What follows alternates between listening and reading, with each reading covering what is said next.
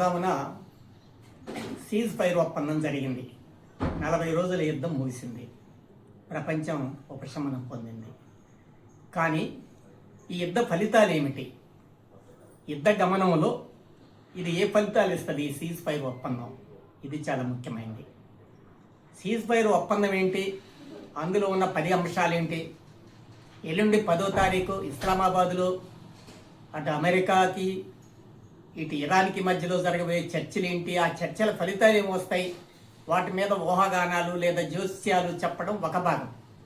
అసలు ఏ పరిస్థితుల్లో ఈ సీజ్ ఫైర్ ఒప్పందం జరిగింది, ఏ పరిస్థితుల్లో ఇరాన్పై యుద్ధానికి అమెరికా ఇజ్రాయెల్ వెళ్ళాయి, ఆ పరిస్థితులకి భిన్నంగా ఈ సీజ్ ఫైర్ ఒప్పందం జరిగిందా, వాటికి లోబడి జరిగిందా అనేది చాలా ముఖ్యమైనది.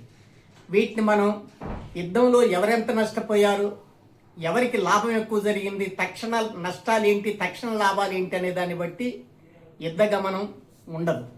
యుద్ధ స్థల కాలాదులను బట్టి మాత్రమే యుద్ధ ఫలితాలని మనం చెప్పగలం.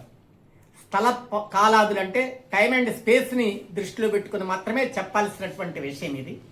ఆ కోణంలో ఇప్పటికే యూట్యూబ్ ఛానల్స్, చాలా మెయిన్ స్ట్రీమ్ మీడియా కానీ, యూట్యూబ్ ఛానల్స్ కానీ, అనేక సోషల్ మీడియా ఫోరములు కానీ చాలా విశ్లేషకులు దీన్ని చాలా పాజిటివ్గా అసలు ఎట్లా జరిగింది, ఏంటి, అమెరికాకి ఎలా ఓటమి జరిగిందని చాలా చక్కగా వివరించారు. నేను వాటిలోకి వెళ్ళలేదు.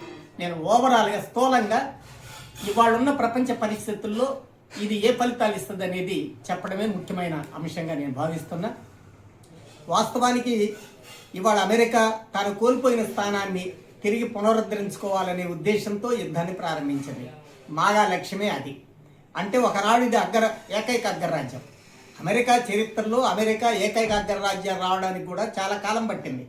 1776లో అమెరికా పుడితే 1820లో మన్రో డాక్యుమెంట్ ద్వారా పశ్చిమార్ధగోళంలో తన ఆధిపత్యాన్ని చెలాయించుకోవడానికి ప్రయత్నం చేస్తే 1898లో ఫిలిప్పీన్స్ కోసం స్పెయిన్తో యుద్ధం చేసినప్పుడు అది ఒక సామ్రాజ్యవాద దేశంగా మారితే, ఆ తర్వాత 1914లో మొదటి ప్రపంచ యుద్ధంలో బ్రిటన్, ఫ్రాన్స్ లాంటి దేశాలకి అప్పులిచ్చి వడ్డీలకి అప్పులు ఇవ్వడం ద్వారా అది వెనకుండి బలపరిచి బాగా మరింత సంపన్న దేశంగా మారి 1939 తర్వాత రెండో ప్రపంచ యుద్ధంలో ఆయుధాలు కూడా ఇచ్చి, అప్పులతో పాటు ఆయుధాలు కూడా ఇచ్చి చివరికి పెరల్ హార్బర్ మీద దాడిలో తను బాధిత దేశంగా మారాక తిరిగి అణ్వాయుధాలు హిరోషిమా, నాగసాకి మీద 45లో ప్రయోగించిన తర్వాత అగ్రరాజ్యంగా మారింది.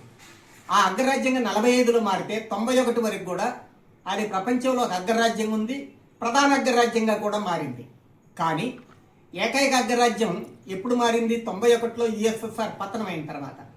అంటే అగ్రరాజ్యాలని మనం కొలిచేటప్పుడు, విశ్లేషించేటప్పుడు అగ్రరాజ్యం, ఒక అగ్రరాజ్యం, ప్రధాన అగ్రరాజ్యం, ఏకైక అగ్రరాజ్యం అని 3 కొలమానాలు ఉంటాయి. అమెరికా ఒక అగ్రరాజ్యంగా ప్రారంభమై ప్రధాన అగ్రరాజ్యంగా మారి 60 దశాబ్దంలో చివరికి 1991లో ఏకైక అగ్రరాజ్యంగా మారింది. ఇవాళ ఏకైక అగ్రరాజ్య స్థానం కోల్పోయింది కనుకనే మాగా అనే పేరుతోని, మాగా అనేది పేరు ఏం పెట్టినా దాని అర్థం ఏంటంటే మేము మళ్ళీ ఏకైక అగ్రరాజ్యంగా రావాలి, ప్రపంచానికి నేనే పోలీసుగా మారాలి అనే లక్ష్యంతో అమెరికా ఉంది. ఇక ఇజ్రాయెల్ విషయానికి వస్తే, ఇజ్రాయెల్ మిడిల్ ఈస్ట్లో వచ్చే మధ్యప్రాచ్యం, పశ్చిమ ఆసియా ప్రాంతంలో అది ఏకైక అగ్రరాజ్యంగా ఉండాలని అది ప్రయత్నం చేస్తుంది. అంటే regional super power, world super power, ఈ రెండింటి మధ్య కాంబినేషన్తో ఇవాళ ఇరాన్ మీద దాడి జరిగింది. ఈ రీజనల్ సూపర్ పవర్ కూడా మొన్న గాజా ఘటన తర్వాత అది ఏకైక సూపర్ పవర్ కాదని తేలిపోయింది. ఇజ్రాయెల్ మిడిల్ ఈస్ట్లో అంటే పశ్చిమ ఆసియా వరకు ఇది ఏకైక అగ్రరాజ్యం కాదు. ఇరాన్ కూడా ఒక ప్రతిఘటన శక్తి ఉంది. ఇప్పుడు అరబ్ దేశాలు, మిగతా అరబ్ దేశాలని వెనక్కి వెళ్ళిపోయాయి. పైగా అబ్రహాం అకార్డులు పెట్టుకోవడం ద్వారా ఇజ్రాయెల్తోనే ఒప్పందాలు చేసుకునే దిశగా వచ్చాయి 2020 నుంచి. అందుకని ఇక ఉన్నది ఏదంటే ఒక ప్రతిఘటించేది ఇరాన్ మాత్రమే. ఇరాన్ కానీ ఇరాన్ యొక్క ప్రాక్సిస్గా ఉన్న హౌతీసు, హిజ్బుల్లాలు ఇవన్నీ కలిపి ఇది హమాస్. కనుకనే వాళ్ళు మొదటి దాడి ఎక్కడ చేశారు? గాజా మీద చేశారు. ఆ గాజా కారణం ఏంది? హమాస్ ఒక దాడికి దిగింది. ఏంటి ఆ దాడి? 2023 అక్టోబర్ 7వ తారీఖు నాడు ఇజ్రాయెల్ మీద దాడికి దిగింది. అది ప్రపంచంలో చాలా మంది అనవసరంగా దాడికి దిగారు, అఫెన్సివ్ అయ్యారు. దానివల్లే ఇజ్రాయెల్ దురాక్రమణ చేసింది. దానివల్లనే గాజా పౌరులు 75,000 మంది చనిపోయారు అంటున్నారు. కానీ అది నిజం కాదు. వాస్తవానికి చాలా వ్యూహాత్మకంగా ఆ రోజున హమాస్ నాయకత్వంలో పాలస్తీనా ప్రజలు, గాజా ప్రజలు ఖచ్చితమైన అఫెన్సివ్ దాడికి దిగారు. లేకపోతే రోహింగ్యాకి ఎలా అయితే ఒక ఎకరం భూమి లేని జాతిగా వాళ్ళు మారింది. ఒకనాడు ఒక స్వతంత్ర ప్రతిపత్తి కలిగిన బర్మాలో ప్రాంతం ఉన్నటువంటిది ఇవాళ ఒక్క ఎకరం భూమి లేని చెట్టుకొకళ్ళు పుట్టకొకళ్ళుగా ప్రపంచమంతా వెళ్ళిపోయిన రోహింగ్యాలుగా పాలస్తీనా చరిత్రహీనులు కాబోతున్న దశ. కారణం ఏంటంటే, ఒకటి అబ్రహాం అకార్డులు పెట్టుకున్నారు, మొరాకో కానీ, సూడాన్ కానీ, యుఐ కానీ ఈ దేశాలన్నీ పెట్టుకున్నాయి కనుక ఖచ్చితంగా నార్మలైజ్ చేసుకుంటున్నాయి ఇజ్రాయెల్తో సంబంధాలని. అదేవిధంగా అది 2020లో 2022కి వచ్చేవరకు I2U2 అనే ఒక ఒప్పందం జరిగింది. అంటే India, Israel, USA and UAE ఈ 4 దేశాలు కలిపి 4 మతాలకి చెందినవి. కానీ దోపిడీ చేసుకునే వాళ్ళకి, ప్రపంచాన్ని వ్యాపారం ద్వారా ఇవన్నీ అంబానీ, అదానీలకి ఇలాంటి వాళ్ళందరికీ వాటాలు పంచుకునే దగ్గర వాళ్ళకి మతం అడ్డం రాదు. ఈ 4 మతాలు రాజ్యాలు కలిపి I2U2 అనే ఒక ఒప్పందం పెట్టుకుని దాన్ని అమలు చేయడానికి ప్రయత్నం చేస్తున్నారు. పైగా బెన్ గురియన్ కెనాల్ అని చెప్పి వాళ్ళు ఆ రోజున ఈ సూయజ్ కెనాల్కి ప్రత్యామ్నాయంగా గాజాని మొత్తం తుడిచిపెట్టేసి మధ్యప్రాచ్యానికి ఎర్రకాలం నుంచి మరో కొత్త ప్రత్యామ్నాయాలు తీయడానికి ప్రయత్నం చేస్తున్న దశలో ఇక తుడిచిపెట్టబోతున్నారు. మ్యాప్లో నుంచి రోహింగ్యాల్లాగా తుడిచిపెట్టబోయే సమయంలో ఆ దాడి జరిగింది కనుక ప్రపంచ చరిత్ర గమనంలో 2023 అక్టోబర్ 7వ తారీఖు అనేది ఒక మూల మలుపుగా మైలురాయిగా ఉంది.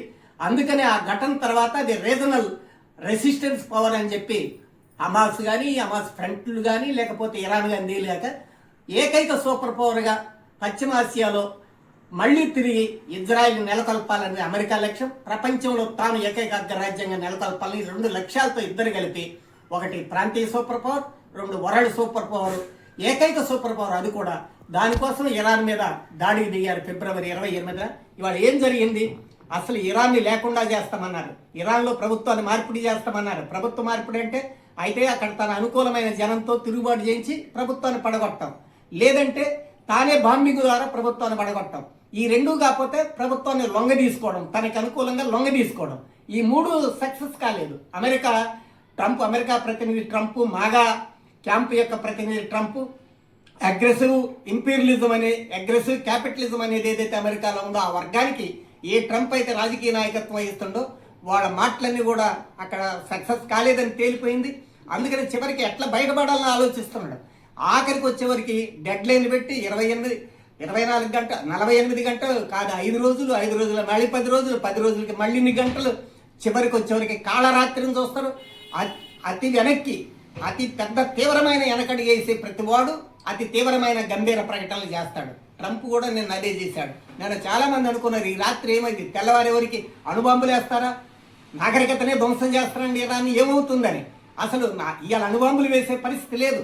ఎందుకంటే ఆ రోజు అణుబాంబులు ఎవరు తయారు చేయలేదు, అమెరికా తయారు చేసింది. పైగా ఆ రోజు జపాను, జర్మనీ, ఇటలీ అంటే ప్రపంచ ప్రజల్లో చాలా వ్యతిరేకత ఉంది.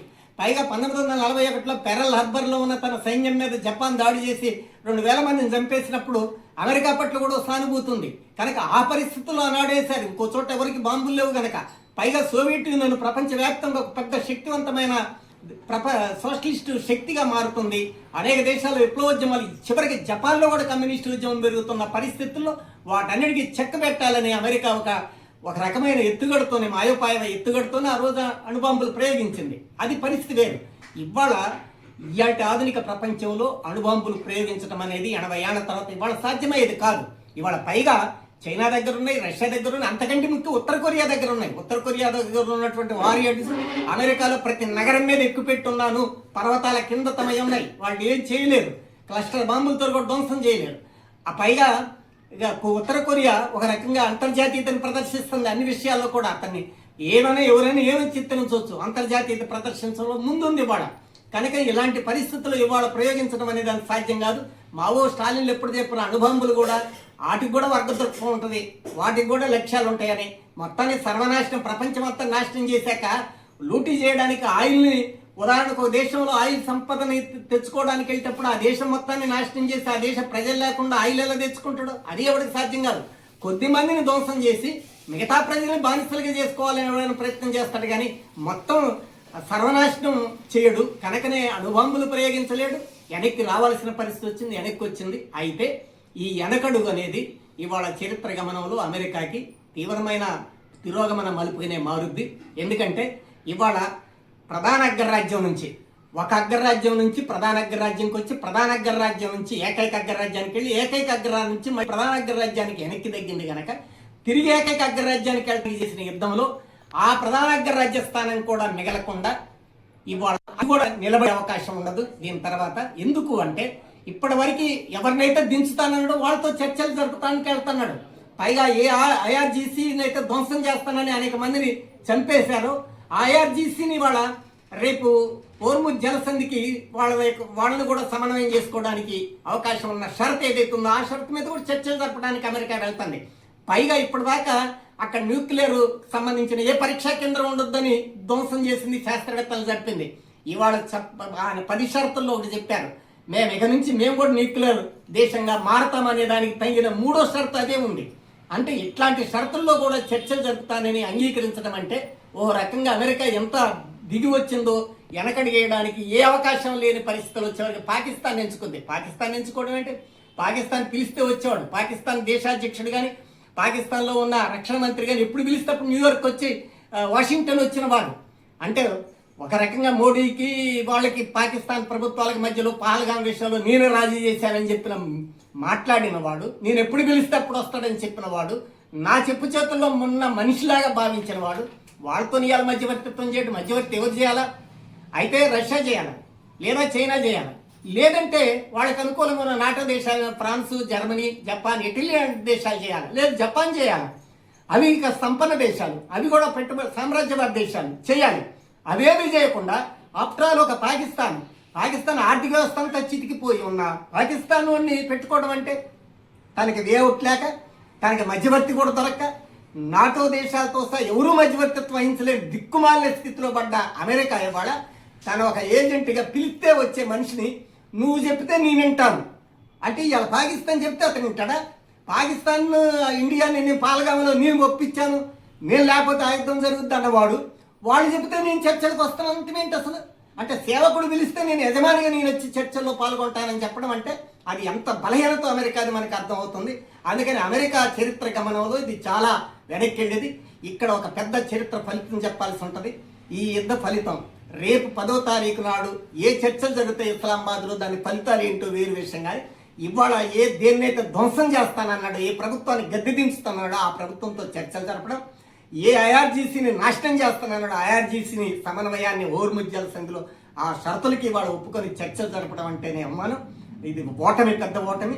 పైగా ఇది రేపు క్యూబాకి తక్షణ ప్రయోజనాన్ని చేకూరుద్ది.